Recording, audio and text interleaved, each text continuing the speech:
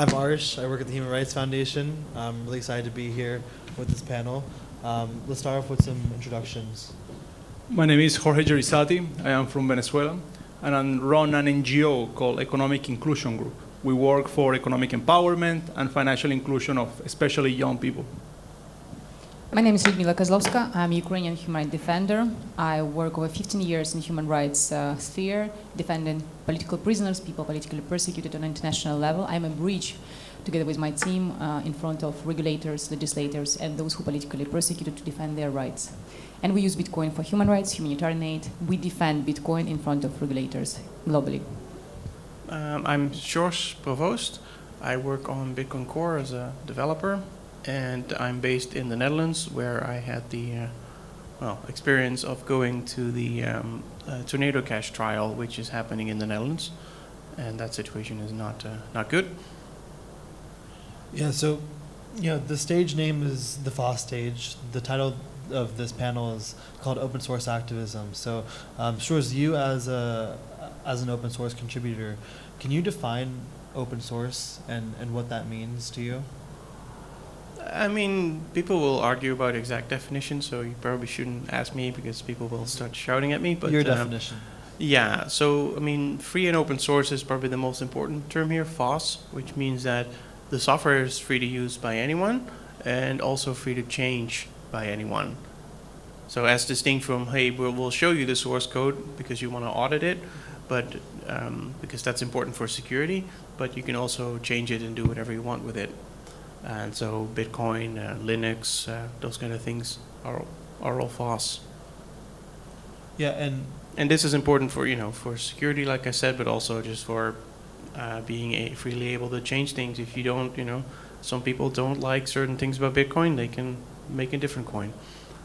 So that was your definition, and you personally, why did you decide to get into open source, and why does it play an effect for this panel, for financial freedom, for human rights all around the world? Well, how I got into it is, I guess, a long story, but I was interested in Bitcoin, and I'm also a software developer. And the nice thing about open source things is, like, you try out a wallet because you like it, and there's something wrong with the wallet, there's a bug in it, you just fix it. And you send the fix upstream. But you can't do it with other closed source software. You send a support ticket and they say, "Thank you so much. We really value your opinion. Have you tried making a screenshot?" So it's a much better experience. And also because Bitcoin is money, as soon as you put even a small amount of it in your own piece of software, it just has a different effect. It's very addictive. So I eventually ended up contributing to Bitcoin Core for weird reasons. And I've been doing that ever since for the last 7 years. And I get sponsored by different organizations to keep doing it. So that effect that you mentioned, Lyudmila, how is open source, technologies like Bitcoin, like Nostra, important in your work? First of all, I'm using Bitcoin for human rights, and I believe that Bitcoin is human right. If you don't defend it, you're going to lose it. And I will explain why. So I experienced by myself what does it mean, and my team also, my family members, what does it mean abuse of anti-money laundering counterterrorism regulation. Imagine one day you arrive home, your airport, you got arrested. But you know why you can be arrested.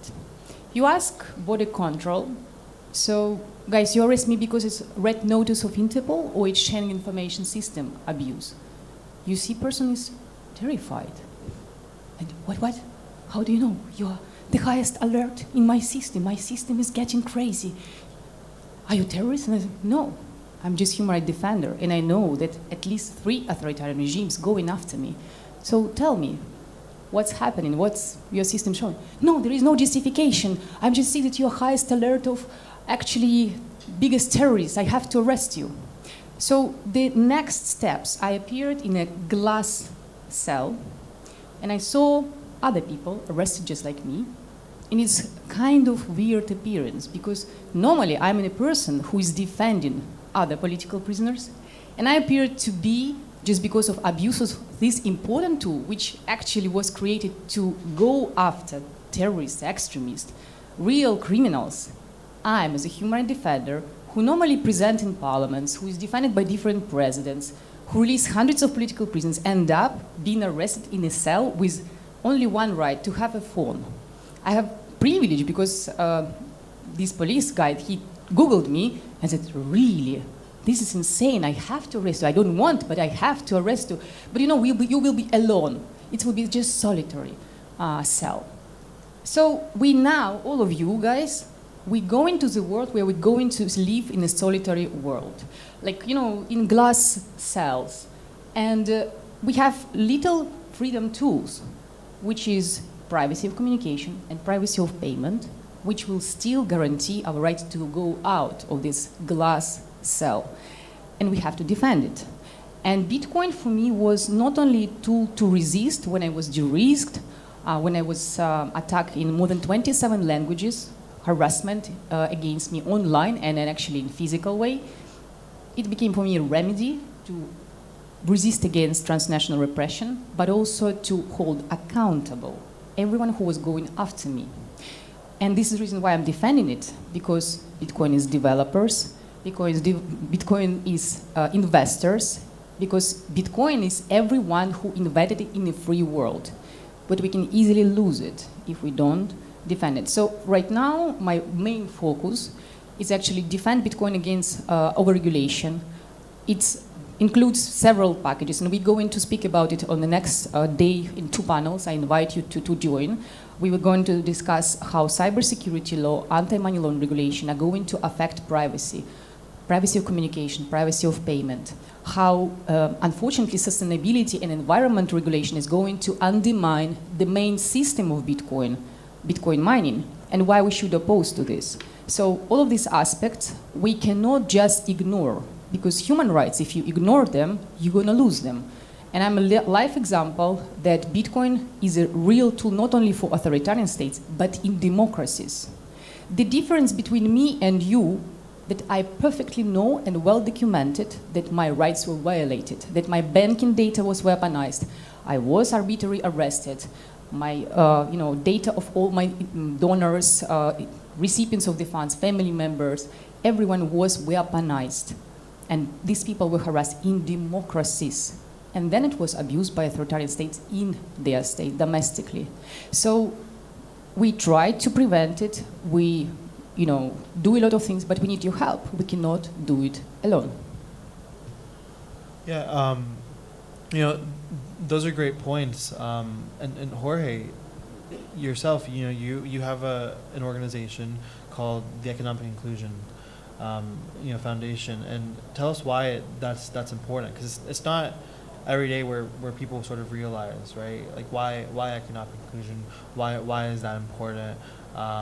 And what made you want to actually start your own movement behind that? Yes, I mean, for several reasons. One reason was people like, for example, Ludmila, in which just because their human rights work, just because she's defending people, political prisoners, then she's considered too risky for financial institutions. She's considered as a liability for banks. This is unfair. This is deeply unjust because we need to protect people who are actually protecting others. So I started working on this. I also realized how many immigrants, for instance, from my country, Venezuela, they cannot even open a bank account when they move to new countries.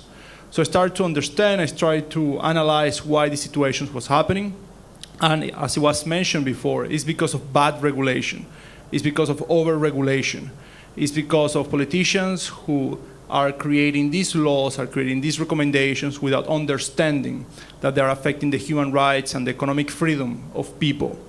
If people don't have even a bank account, if people don't have even financial inclusion, how can we expect them to become productive members of society? How can we expect them to become prosperous? How can we expect them to have families? How can we expect them to build a life? So that's why this is the main issue that I'm trying to tackle. One way of doing so, and I think the main way of doing so, is through technology, is through working alongside people like you, is to talk to developers, is to talk to people, human rights defenders, and to work together and develop solutions. Bitcoin for us is a solution. It was the solution in countries like Venezuela, and I wanted also to become the solution for people in democracies. So that's one aspect.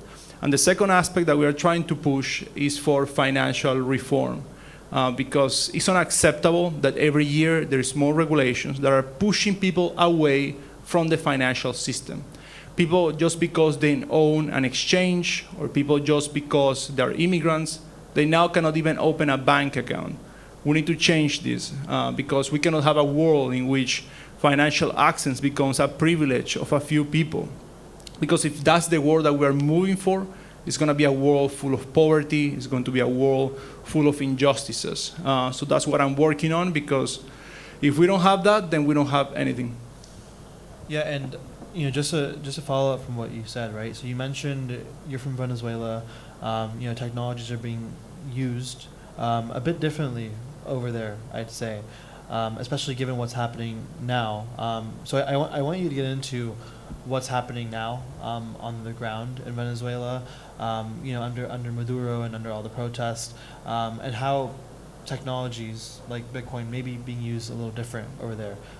We have a campaign at the Human Rights Foundation to support protests on the ground and to funnel in aid, and we're using Bitcoin to do that, right? So tell us, give the audience an overview of what exactly is happening and the history and how it started. Yes, as some of you may know, Venezuela is a dictatorship. We have been a dictatorship for the past decade. In Venezuela, we don't have human rights, freedom of speech, all media was censored, political activists are put in prison. People like me have to be in exile because otherwise we will be taken by the regime. 8 million people out of 30 million people have left my country. So under those circumstances, we had a presidential election last month in which people, despite the fact that they knew that these are not fair elections, they went out and voted.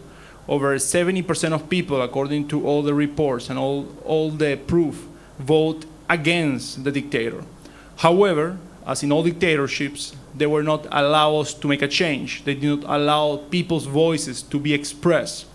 So not only they stole the election, but they put 2,000 people in prison, including most of them young activists. I have a friend of mine who literally sent me a text telling me that he thinks that he sees himself as a Jew in Nazi Germany. Why? Because the security forces, they're using surveillance methods, and they're identifying the faces of people, and then they go house by house, knocking on their door, arresting them, and arresting them, kidnapping them in many ways, because many of them, their families don't know anything about it. I have a friend that has been arrested for 2 weeks, and their family hasn't spoke to her. They don't know where she is. They don't know if she's alive. That's even worse than arrest, that's kidnap. So, as Arsh was mentioning, the role of technology has been huge, differently than in the past. Technology is becoming more and more a key political battlefield from both sides, which is why it's so important for us to keep developing and keep being at the forefront of how to use technology, because dictators are also finding their own mechanisms for surveillance. Maduro cooperates with China to get surveillance equipment, for instance. And in Venezuela, on the side of the regime, they ban X, they ban Signal. So they took away these tools for people. We are in communications with VPN servers to give VPN to people. But in reality, how many people know how to use VPN? This is a work we have to do. We also have to teach people how to use Nostr, since Nostr can be more resilient against this type of abuses. But what are we doing? We are also using technology. As Arsh was mentioning, Bitcoin has become a way to finance and to protect people on the ground, because as you know, activists like us, we cannot have bank account. And in Venezuela, in fact, even this month, they apply new regulations so that NGOs need to disclose all the money they get, who is financing them, etc., which, as you know, is just a way to attack them, it's just a way to undermine their work. So I think Venezuela is an example of how if we are not at the forefront of technology, if we are not at the forefront of how to teach people on the ground how to use freedom technologies, then all our efforts to achieve democracy will not be achieved. Yeah, I mean, you make some powerful points there, right? And I guess it's safe to say that Bitcoin being used in Venezuela or Bitcoin being used in Ukraine is a bit different from how Bitcoin's being used, maybe in Europe or in the United States. Ludmila, I want you to touch on how Bitcoin has been used in Ukraine the past few years. Sure, thank you. Today is actually Independence Day of Ukraine, so one of the most important day in our history. And for me, Bitcoin was not only a tool to resist and to support politically persecuted activists, it was a matter death and life in case of Russian full invasion to Ukraine back in February 2022. Thanks to this experience that we were victims of abuse of anti-money laundering regulation, we know how to use Bitcoin. We were able to organize within hours a huge fundraising campaign with use of Bitcoin and other crypto assets like stablecoins, USDT, and fundraise enough money to buy within hours hundreds of bulletproof vests, helmets, hundreds of sets of medical equipment, and deliver them on the second day of Russian full invasion. So while all banks were completely paralyzed, no one was able to send money, and it's lasted for at least 3 months. No one was able to send money out of the Ukraine. Till nowadays, if you try to send bank transfer to Ukraine, you will get a message. We are not guarantee that your money will reach to the place you're sending it. Why? Because you don't know if today is this territory still Ukraine or it's going to be occupied. And of course, financial institutions, they minimize risk. They just close their offices, or they are bombed, or they just not exist anymore. So luckily, Ukraine was the third country in the world of mass adoption of cryptocurrencies, and this helped us to actually not only fundraise, but being able to save lives of those people who were, saving our country from Russian full invasion, and actually entire European border. So we did it in cooperation also with Embassy of Ukraine, because you cannot enter the places where we were delivering. We delivered humanitarian aid both to Lviv and Kiev. We explained people on the ground, volunteers, how to use Bitcoin. Those who didn't know, because in NGOs it's not that was much popular at that time. So Telegram also, as a privacy communicator, played crucial role. It was easy to navigate and teach people how to use Bitcoin transactions. And until now, we delivered humanitarian aid for the last 2 years, up to 9 million of euro. It's over 77,000 of pieces of protective equipment. It would not be possible to do all of this work without speed of Bitcoin. And it's once again proof that you can have technology which saves lives. Of course, we can have people who use it for bad purposes, but at the same time, we work extensively showing how authoritarian regimes using national banks, entire system, financial system, to circumvent sanctions. We have 8 reports which well document this information, and it's absolutely debunk all claims, all attacks against Bitcoin or privacy payment tools that they use only by criminals or by illicit activities. No, they still prefer to use cash, and we need to be loud about it. We need to say who is actually responsible for controlling financial institutions, who produce real crimes, who sponsor all terrorist organizations, and so on. It's not freedom technology.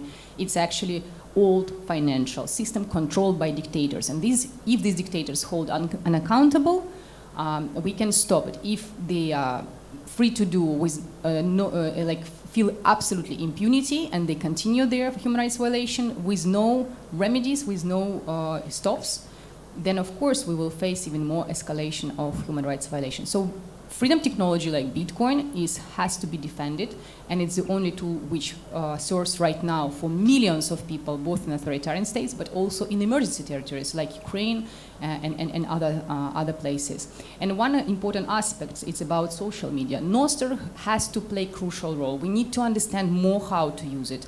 Because for human rights defenders, one of the key aspects of social media is to have a safe place for information which will defend our rights. It's a place where we have to do streaming. It's a place where we have to publish our texts about violation of our rights, disagreement with the current position. And this information shouldn't be in shadow ban or shouldn't be classified and so on. But at the same time, we need to address and think how we're going to address this issue of AI abuse by authoritarian regime, because they always have more resources. So it's so much important that we, as a human rights defenders, have dialogue with you guys developers, so we understand how we can actually shape our future world. Because dictators are always united, and we, unfortunately, not. For this reason, we try to create a place where we would be able to jointly discuss, like we right now using this great opportunity thanks to Human Rights Foundation and guys from this venue. We'll use it as a place like, let's say, Freedom Technology Embassy. We kind of debating, right? But we want these kind of talks to have in the very heart of Brussels, where a lot of regulators coming from all over the world, where academia, journalists, students, everyone who is actually, unfortunately, working right now to regulate the most important tools without understanding, they should come there to talk, have really honest discussion, and we should impact on this discussion. So this is something what we should think about, how to work on it together. But I think this will be really good way how to protect our privacy, both communication, encryption, but also privacy of payment instrument and social media. This is so important. These three elements right now is the basis of our future societies. Yeah, and one thing I want to point out is, when we talk about Bitcoin being used within our organizations, when we talk about how big of an impact it has on the people that we work with, these things don't just happen, right? So a couple weeks ago when we launched our campaign for Venezuela and we were able to get Bitcoin on the ground, this is something that wouldn't be possible even 5 years ago, right? Because I don't think the tech is where it is right now. And that's why it's important to kind of look back and say, hey, all the developers who are working on this, even people in the room, I'm looking at a couple people in the room right now who are working on very important technologies. So I want to bring it back to Source here as someone on the other side, right? As a developer yourself, how do you weather with seeing technologies being used like this, and something that you've been developing or contributing to, and kind of giving that as motivation to other developers? Well, I think it's great that people are using this for useful stuff. That's the short answer. I guess maybe something else to address here. There's a bit of a paradox when it comes to Bitcoin, because on the one hand, it's designed to resist censorship, and so it should not need protection fundamentally. But at the same time, you can see that in practice, if it's attacked by governments, it does cause actual problems for people. So the example is Phoenix. They're not even being attacked. The Phoenix wallet is a great wallet, but nobody in the U.S. can use it now. And so you could, on the one hand, you could say, well, eventually there'll be an alternative for Phoenix that self-hosted, and it'll be fine. And that cat and mouse game will make the system better. But at the same time, if you're dealing with the current election in Venezuela and you just cannot get the money in because Bitcoin is being fixed as we speak, then you have a problem. So I think there is a case to be made for trying to defend Bitcoin against regimes, or protect, at least to protect it in the free world, so that it's very easy for people in the free world to send Bitcoin over to some other place. And but ironically, Bitcoin is supposed to not need that. It's just a... If I may, Bitcoin is people. So we develop and create this technology in free world. If we lose free world, we lose also free technology. How are we going to learn about it? How are we going to invest in it? Every technology needs investment. Every technology needs people. People need to live. So if you don't defend people, Bitcoin will exist, right? But it will not develop if there is no people in free world which are actually able to do so. Yeah, I would expect it to be a lot slower at minimum. Yeah. Because being able to do this work is nice when you can focus on doing the work and not getting arrested all the time. So yeah. Yeah, I want to close it out here and give everyone closing thoughts. But I guess my one call to action for people here even, right, is the developers who you're meeting, the developers who are presenting about their work and who are working on all these ideas. I think open source development is oftentimes a thankless job. It comes with a lot of personal risks. It comes with a lot of burnout. It can be lonely sometimes. So, the importance of being an open source developer, right? And I hope people can learn from the people on this panel as well how important it is for what you're building and what you're enabling people to do. Exactly. Guys, you're just the same activists like us. You're building digital free world. We defending human rights in a real world and people like you. We need to unite sources. We need to unite our efforts. We need to have our free embassy in the key two economies, US and EU. We need to build these bridges between minds, money, technology, and human rights. Right now, we have only minds of politicians and propaganda united, and bad guys who has a lot of money. We need a little bit distributed, So join efforts, have our freedom technology embassies, defend our digital human right Bitcoin and everything around privacy, and we will be fine. We will open this glass cell where they want us to put. My call to action to everybody here is that, look, this month for me has been particularly difficult given the situation of my country. And I think it's a reminder for all of you and everybody who sees the Venezuelan experience that you need to protect your freedom while you have them. It's a cliche, it has become a cliche, but it's extremely true. If the generation of my parents had protected the freedom, right now millions of people would not flee my country, millions of families will not be divided all over the world, thousands of people will not be in jail right now. But the fact that we are in this situation right now is because people, when they were free in my country 20 years ago, they were not fighting for it. They were lazy, they were complacent, and they were not thinking about the consequences of their actions, their political actions, their economic actions, and their daily decisions. My call to action is always to protect your freedom. As it was mentioned before, in democracies you have instruments, you have tools, you have freedom to do things, you have freedom to organize people, you have freedom to push your policymakers and to push your decision makers. You need to create laws, you need to push for laws that protect and guarantee your digital freedom, your financial inclusion, your economic freedom, so that way in the future you don't have a dictatorship or an authoritarian regime like the one we have right now in my country. I guess specifically from the open source side of it, there's a lot of people here from different countries. If you live in a country that is democratic and your government proposes something that is bad for Bitcoin or whatever other freedom tool you're using, don't just think Honey Badger doesn't care, because it's true, it doesn't care, but at the same time, I think just, sending an angry letter to the legislator to say, hey, this law is bad, it's better to not have the bad law than to have to fight it. So that would be my call to action. Well, thank you, everyone. Let's get a round of applause for the panel.